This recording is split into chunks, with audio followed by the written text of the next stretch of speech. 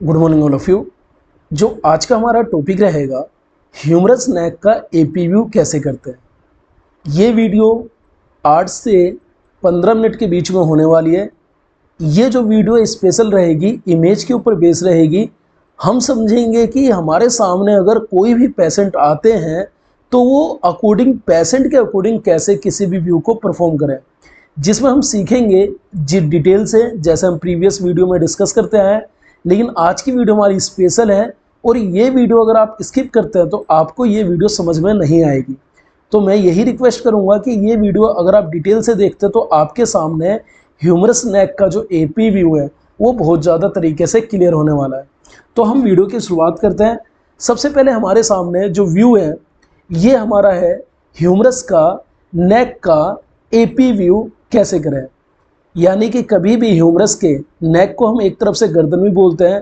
अगर ये हमारा एक ह्यूमरस का पार्ट हो गया तो यहाँ पे अक्सर होता है कि ह्यूमरस का जब भी हम सॉफ्ट वाले एरिया का करवाते हैं तो नेक वाले पास का जो स्ट्रक्चर होता है वो बढ़िया तरीके से क्लियर नहीं हो पाता। तो उसके लिए हम एक स्पेशल व्यू करवाते हैं जिसका नाम है हमारा एपी व्यू का जो बेस होगा वो कैसे करें। इसमें सबसे पहले जो कॉमन मिस्टेक होती है वो क्या होती है। कॉमन अगर हम मिस्टेक की बात करें तो सबसे पहले कॉमन मिस्टेक में जैसे कि इंटरनल रोटेशन या बहुत ज़्यादा एक्सटर्नल रोटेशन हो जाना, जो भी हमारे सामने जो ह्यूमरस का एरिया है वो हमारे सामने ट्रू एपी में ना आ पाना, इनकरेक्ट सेंटरिंग पॉइंट का फोकस हो जाना, जहाँ पे हमारे सामने जो व्यू है उसका फोकस कट जाना। साथ में बात करें कि ये व्यू बहुत ज़्यादा इंपॉर्टेंट क्यों है, तो इस व्यू का जो बेस होता है कि हमारे सामने जो ह्यूमरस वाला एरिया है यानी कि जो नेक वाला एरिया है वो हमारे सामने इजीली तरीके से क्लियर हो जाएगा। साथ में जो भी उसके जॉइंट है, जो भी वहाँ पे क्लेविकल का जो बाहर वाला हिस्सा हो गया, स्कैपुला का जो थोड़ा वो सेड हो गया, वो सारे हमारे सामने इस व्यू में क्लियर हो जाएंगे। अब बात करते हैं कि इसमें जो पोजिशनिंग होगी यानी कि जो हम पोजीशन रखेंगे, पोजीशन को हम इंक्लूड क्या करेंगे। तो सबसे पहले हमें दो कंडीशन में पेशेंट को करवाने होते हैं। दो व्यू होते हैं, पहला होता है हमारे सामने इरेक्ट व्यू और दूसरा व्यू जो हम करवाते हैं वो हम करवाते हैं सुपाइन व्यू। ये हमारे सामने जो व्यू है ये हमारे सामने इरेक्ट व्यू के एक्सरे। पेशेंट को हम सबसे पहले इरेक्ट बक्की के सामने लाते हैं, पेशेंट को खड़े करते हैं। जो इनका पोस्टीरियर पार्ट है यानी कि जो शोल्डर वाला एरिया देख रहे हो, जो ह्यूमरस वाला साइड का, जो इनके बैक वाला पार्ट है ये हमारे रेडियोग्राफिक कैसेट के कांटेक्ट में रहेगा। और जो एंटीरियर पार्ट है यानी कि जो सामने वाला पार्ट है ये हमारे रेडियोग्राफिक जो ट्यूब है एक्सरे ट्यूब के फ्रंट में रहेगा। जब आपने पेशेंट को स्टैंड कर दिया या सुपाइन पोजीशन में लेटा दिए, फिर हमें पेशेंट को हल्का सा रोटेट करवाना होता है यानी कि जो अनअफेक्टेड एरिया है यहाँ से हल्का सा रोटेट करेंगे। रोटेट करने के बाद क्या होता है कि हमारे सामने जो व्यू करने जा रहे हैं वो इमेज रिसेप्टर के एकदम परफेक्टली उस कॉन्टेक्ट में आ जाएगी। साथ में जो पोस्टीरियर एस्पेक्ट है वो कॉन्टेक्ट में चला जाएगा और हमारे सामने जो ट्रू एपी व्यू है वो हमारे सामने शो हो जाएगा। अब सेकेंड इमेज में बात करते हैं।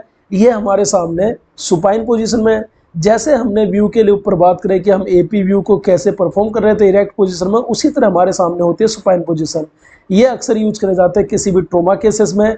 हम एक रेडियोग्राफिक कैसेट का यूज करते हैं। रेडियोग्राफिक कैसेट के कांटेक्ट में ह्यूमरस वाले नेक का जो एरिया है उसे हम विजुअल लाते हैं। विजुअल लाने के बाद हम ये देखते हैं कि साथ में जो नेक के पास किसी भी टाइप का फ्रैक्चर है या नहीं है। जो इसकी सेंटरिंग पॉइंट रखते हैं राइट एंगल पे होती है। अगर आप इरेक्ट बक्की में यूज करवा रहे हो तो वहाँ पे हॉरिजॉन्टल रे यूज होगी, लेकिन जैसे ही आप सुपाइन में यूज करवा रहे हो तो यहाँ पे हमारे सामने जो यूज होगी वो वर्टिकल रे का यहाँ पे यूज होगा। जब वर्टिकल रे का यूज कर दिया तो जो हमारा हेड होगा यानी कि जो ह्यूमरस वाला एरिया है यानी कि जो एल्बो जॉइंट या एल्बो जॉइंट वाला एरिया देख रहे हैं, एल्बो जॉइंट से शोल्डर जॉइंट तक के एरिया है, जो इसके बीच का एरिया है ह्यूमरस वाला, इसका जो नेक के ऊपर का जो ह्यूमरस का सेंटर वाला हेड वाला एरिया है, हेड पे जैसे रखेंगे तो हमारे सामने साथ में जो भी इमेज चाहिए, जैसे कि हमारे सामने जो एक्रीमियन प्रोसेस चाहिए और ह्यूमरस का हेड का स्ट्रक्चर वो हमारे सामने सारा शो हो जाएगा। साथ में स्पेशल जो भी हमारे सामने ह्यूमरस का नेक वाला है उसके सामने किसी भी टाइप का जो एंगल होगा, किसी भी टाइप का जो फ्रैक्चर होगा वो हमारे सामने क्लियर शो हो जाएगा। अब इसमें बात करते हैं कि जो हमारे सामने जो रेडियोग्राफिक कैसेट यूज करते हैं उसमें हम जैसे यूज करते हैं 8x10 इंच की, और इन केस अगर हमारे पास अवेलेबल ना हो तो 10x12 इंच की हमारे सामने रेडियोग्राफिक कैसेट का यूज करा जाता है। टेबल टॉप के ऊपर एक्सरे करवाते हैं, वर्टिकल कैसेट होल्डर का यूज करवाते हैं। यानी कि अगर टेबल टॉप पे करवाएंगे तो रेडियोग्राफिक कैसेट को टेबल टॉप के ऊपर रखेंगे, अगर वर्टिकल कैसेट का यूज करवाएंगे तो वर्टिकल बक्की में यूज करके जो हमारी सेंटरिंग पॉइंट होगी हॉरिजॉन्टल में यूज करेंगे। Focal to film distance 100 centimetre 40 inch, लेकिन जैसे ही आप इसे प्रैक्टिकल तरीके से यूज करेंगे तो जो हमारी FFD एरिया है वो डिक्रीज होकर हमारे 80 से 85 सेंटीमीटर तक, उससे कम भी हम यूज कर सकते हैं, जैसे हमारा 70 हो गया, 65 तक यूज करके। लेकिन हमें ये देखना है कि अलारा प्रिंसिपल को फोकस करते हुए और जो हमारा व्यू है वो हमारे सामने कटे नहीं। किलो वोल्टेज पीक 52 से 74 होती है, मिली एम्पेयर सेकेंड 8 से 24 होती है, एक एवरेज है। हो सकता है कि जब आप किसी भी व्यू को परफॉर्म कर रहे हैं, जैसे कि 300 mA, 500 mA, 50 mA, 100 mA, तो वहाँ पे जो बेस होता है ऑटोमेटिक इंक्रीज और डिक्रीज होता रहता है। लेकिन एक एवरेज है, एक सूटेबल 500 या 800 के लिए बात करें हम, तो जो वहाँ पे रखेंगे वो 65, 63, 70 तक हमारे लिए सूटेबल होता है, और वहाँ पे 13, 16 और 18 का बेस करके हम किसी भी व्यू को परफॉर्म करते हैं। साथ में बात करें सेंटरिंग पॉइंट के फोकस की, तो हमने बताया वर्टिकल रे में जो होगी यहाँ पे हॉरिजॉन्टल का बेस का यूज होगा और यहाँ पे वर्टिकल रे का आपका बीम का यूज होगा।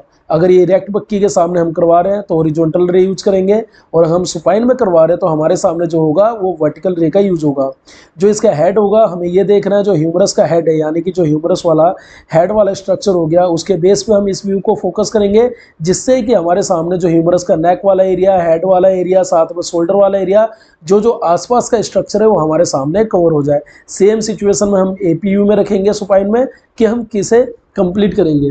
अब इसमें समझते हैं, थोड़ी हम एनाटॉमी के ऊपर डिस्कस कर लेते हैं और साथ में हम इसमें समझ लेते हैं कि जो हमारे सामने व्यू होगा वो क्या होगा। तो हमारे सामने एक ह्यूमरस का नेक का फ्रैक्चर आपके सामने शो हो रहा है। ये जो फ्रैक्चर देख रहे हैं आपके सामने ह्यूमरस का नेक का फ्रैक्चर है। अगर हम इसके बात करें तो जो हमारे सामने जो ये टॉप का एरिया देख रहे हैं, नोच वाला एरिया, ये जो फोकस वाला एरिया, ऊपर वाले एरिया को हम कहते हैं जो हमारे स्कैपुला है उसकी ये जो एक्रीमियन प्रोसेस है, ये वो स्ट्रक्चर होता है। अगर हम थोड़ा सा बैक साइड आते हैं तो हमारे अंदर की साइड में जो ये लाइनिंग देख रहे हैं, ये लाइनिंग पूरी क्लेविकल बोन की है। ये हमारा जो सुपीरियर बॉर्डर हो गया क्लेविकल वाले बोन का। अगर अंदर की साइड जाएंगे तो हमारा एक्रीमियन प्रोसेस हो गया सुपीरियर बॉर्डर का।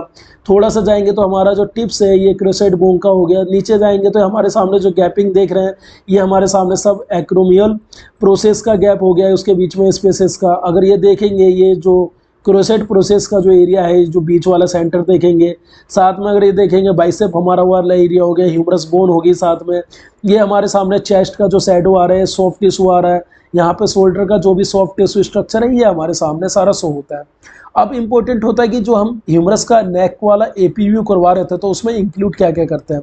तो इंक्लूड करते समय हमें ध्यान देना होता है कि हमारे सामने जो भी यूज करने जा रहे हैं उसमें हमारे सामने जो बेस है, ह्यूमरस का हेड कवर होना चाहिए, ह्यूमरस का नेक कवर होना चाहिए, इसका प्रोक्सिमल पार्ट हमें ह्यूमरस का कवर होना चाहिए, क्लेविकल का पार्ट हमारे सामने जो इसका बेस है इसका क्लियर होना चाहिए, 1/3 हमारा स्ट्रक्चर होना चाहिए, और हमें एक्यूट ट्रॉमा जो केसेस में रिब्स के आधे एरिया को इंक्लूड करना सबसे बेस्ट माना जाता है। कॉमन फॉल्ट से बचने के लिए जैसे हम इंक्लूड कर चुके हैं कि कौन कौन सी हमारे से गलतियाँ होती है, उससे हम इस व्यू को सेव कर सकते हैं। तो ये आज की वीडियो थी जिसमें हमने इमेज के ऊपर ह्यूमरस के जो APU है नेक का करता है उसके बारे में हमने समझे, जिसमें हमने समझे कि नेक का APU करते समय कौन कौन सी मिस्टेक होती है। जैसे कि यहाँ पे जो व्यू रखेंगे इसकी सेंटरिंग पॉइंट, जो हमारा सारा खेल है, यानी कि जो भी व्यू है पेशेंट को हमें स्मूथली तरीके से ला के हमें जो भी सेंटरिंग के 1/3 का एरिया इंक्लूड करके जो सेंटर वाला पार्ट है, सेंटर वाले पार्ट में फोकस करके, और इसके साथ साथ क्रॉस लाइनिंग सेक्शनल के हिसाब से भी हम चेक कर सकते हैं। साथ में बात करें ये व्यू जैसे हमने समझाया अभी, साथ में क्या क्या यूज करेंगे और साथ में कौन कौन से सेंटरिंग पॉइंट रखेंगे, साथ में एनाटॉमी क्या रखेंगे। आई होप इमेज के बेस पे आपको वीडियो क्लियर समझ आई हो। इसके